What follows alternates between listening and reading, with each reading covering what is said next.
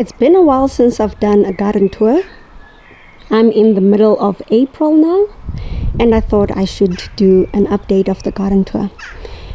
There's been not so many changes, to be honest. This is the front yard, and we are just seeing that the leaves are starting to come in on this tree over here. We had a snowstorm a couple of weeks ago, I think about maybe 2 weeks ago. So our spring has been quite rough. April has been rough, but the grasses are starting to fill in. So we ended up cutting all of these grasses off. We didn't take out any of the plants in the front yard so far, in these 2 beds that I'm about to show you. But what I wanted to show you is that the grass is already filling in with green, and they're just gonna overtake the brown that you see, and they're gonna really grow high as well. So it's already looking quite good so far on this side as well. And we've been lucky with our lawnmower. Yeah, there's days that it doesn't work at all, but so far it's been behaving, and so we have beautiful looking lawn. Eventually it'll become a food forest, but taking it one day at a time and one patch of garden at a time. Showing you again the tree.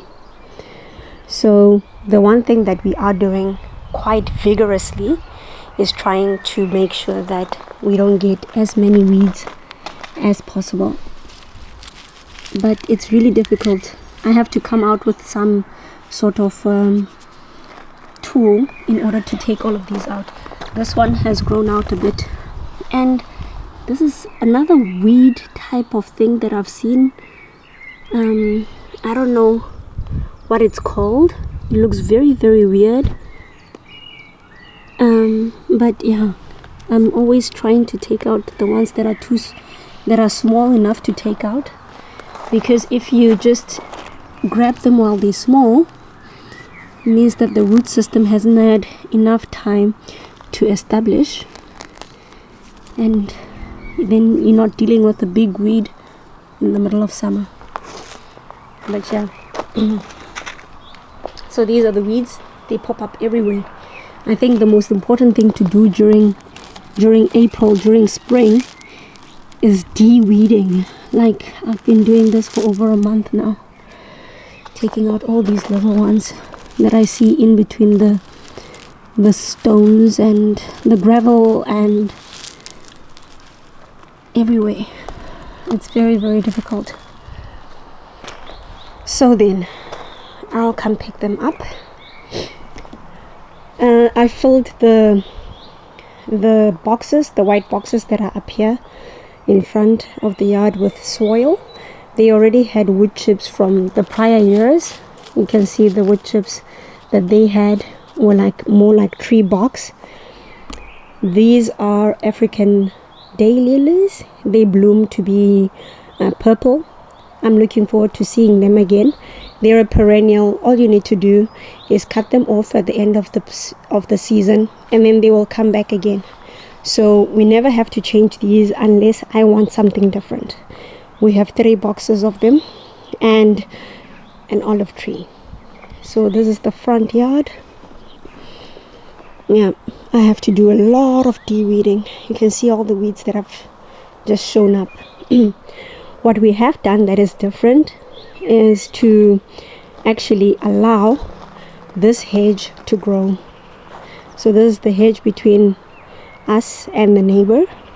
We're allowing it to grow. I do think that it will take a longer time to actually fill out the way that we want it. We want a higher hedge in order to reduce people looking into our living room over here.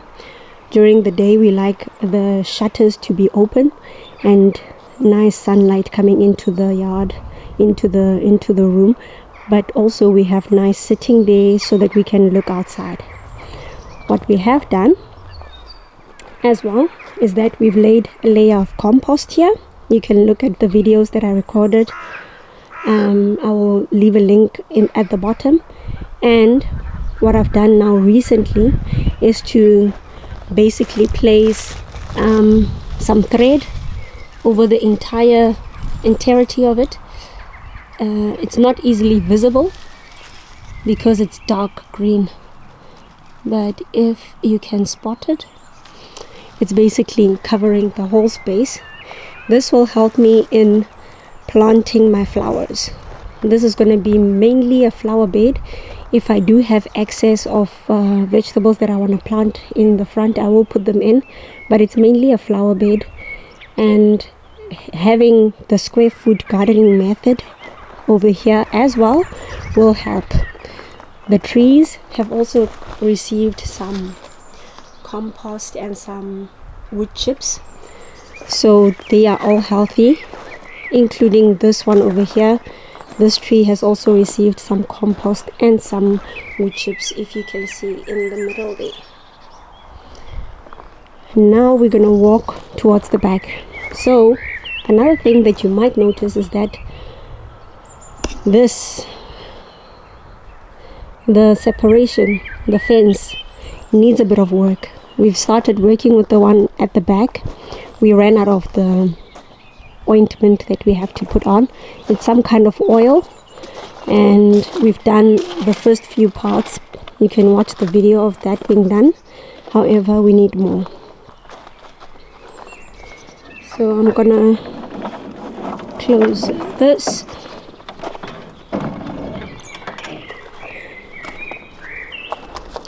And immediately you see a difference. I'm seeing that it is quite darker than the initial one that we had, but we're gonna stick with it. We've already put it on. We might change to a different color next year, but for this year we're keeping this color, and we'll see how it goes. I've used one trellis. Over here in front of this trellis I have already planted some sugar beans.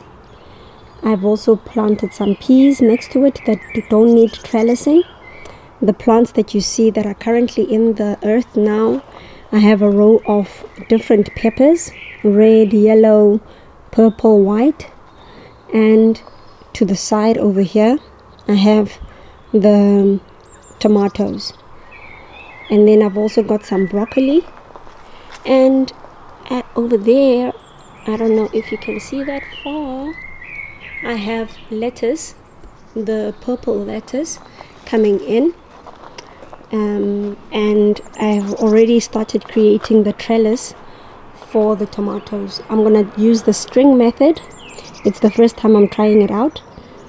I honestly don't have a lot of confidence in it, but it's worth a try.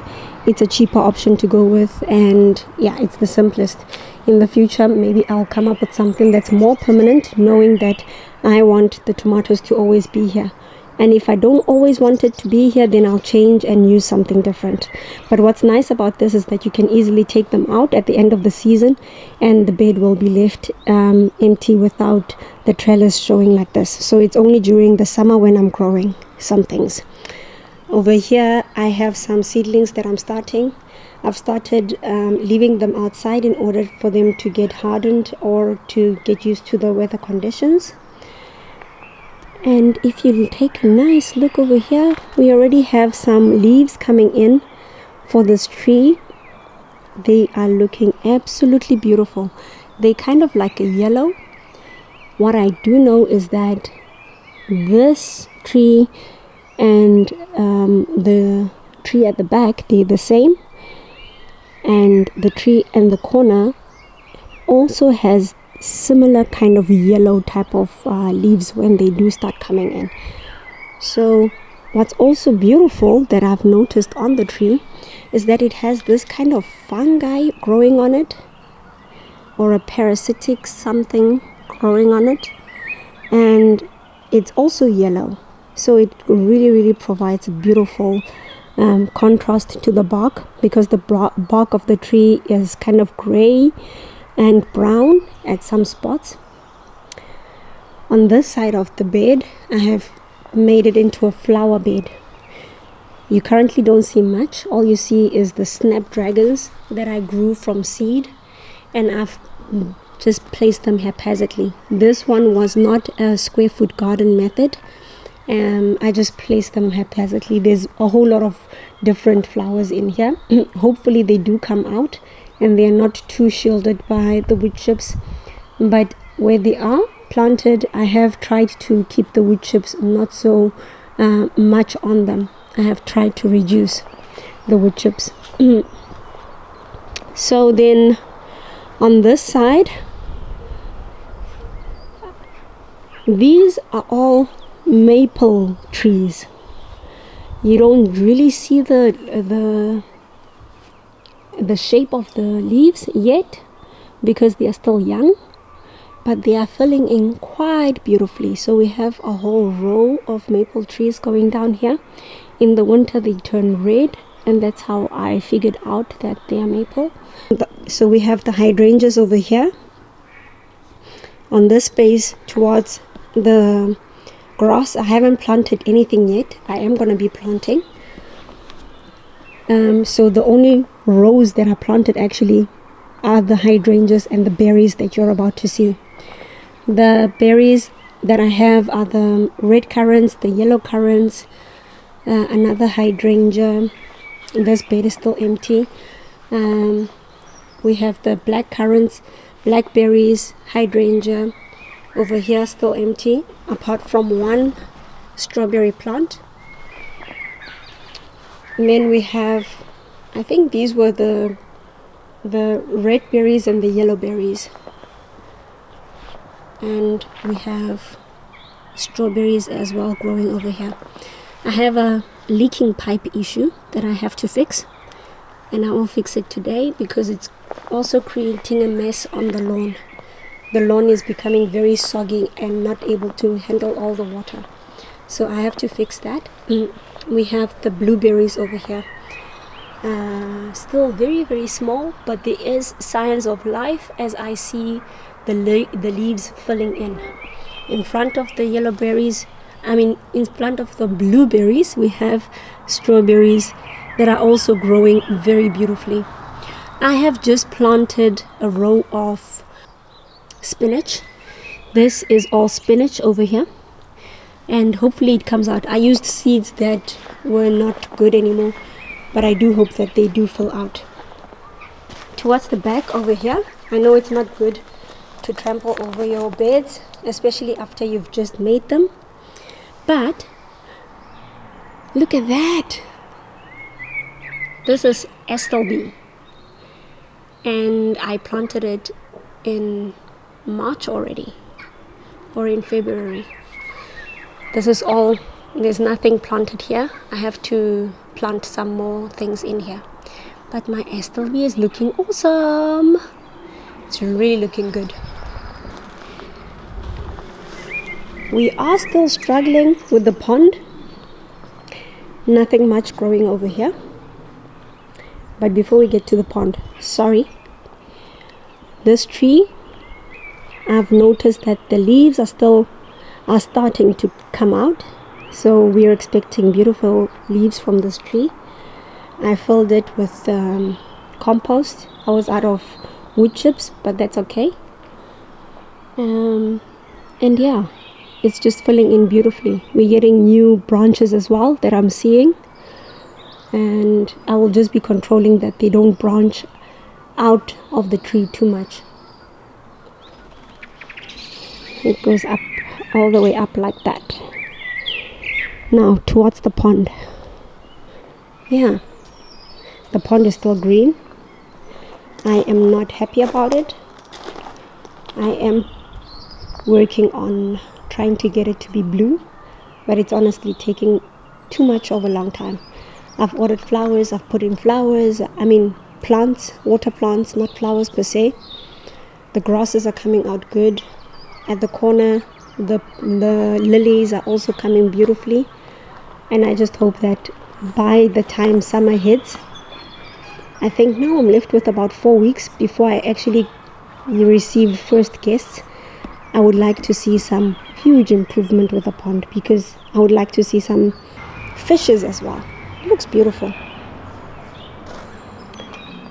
Over here we have hydrangeas all the way like this. Like I said before, we started oiling the fence, but we ran out of oil, so we have to buy more and then start the process. I think we're gonna have to put more than we have to put the oil more than once in order to make it the same color throughout. And I created these trellises not so long ago. What I do have growing, these two first ones don't have anything in them currently, but over here I have, this is a melon. 3 of the melons have been planted, and I know that this is a watermelon. It becomes yellow inside when it's ripened, so I'm looking forward to seeing that. I think, what is going on here? Some of these buds are already dead because of the cold maybe, but I see that the buds are not doing well. Look over here, you see this bud is not doing well. Oh, means that I might not get any hydrangeas this year from these ones. And honestly, I'm gonna try them out for 1 year, and if it doesn't go well, I might look for another plant that can actually survive being in the cold and not getting a lot of sun here on the sides. This tree is similar to the one that I just showed you. The leaves are coming in beautifully, but what is different about this one is that it doesn't have the green yellow fungus that I've seen on the other one. You see, this one is clear of the fungus or whatever parasite that is. Well, it does have just a little bit, but it's blue. It's not really yellow like the other side. This is the beautiful tree that we have, and that is my garden. Yeah, thank you for tuning in. Please like and subscribe to my videos, and you shall continue to see more of this beautiful garden in progress. And hopefully by the time summer comes, we will have a lot of more food and a lot of more plants that I can show which bear fruit, and you will enjoy it with us. Till next time, bye.